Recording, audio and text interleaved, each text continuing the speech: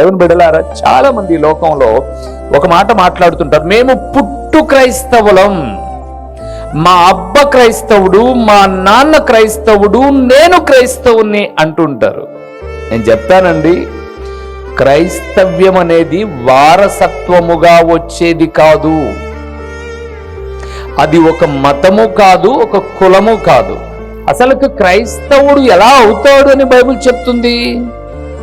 అంతియోకులో మొదట క్రైస్తవులు అనబడినది ఎవరిని?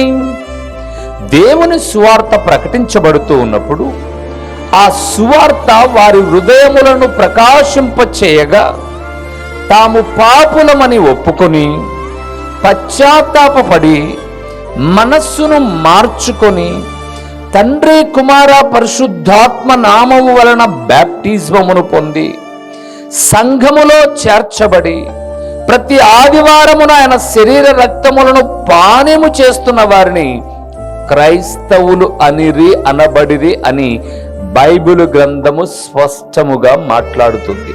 అంటే ఇప్పుడు మా నాన్న రక్షించబడ్డాడు, రక్షించబడిన తండ్రికి నేను కొడుకుగా పుడితే ఆ రక్షణ అనేది నాకు వారసత్వంగా రాదు.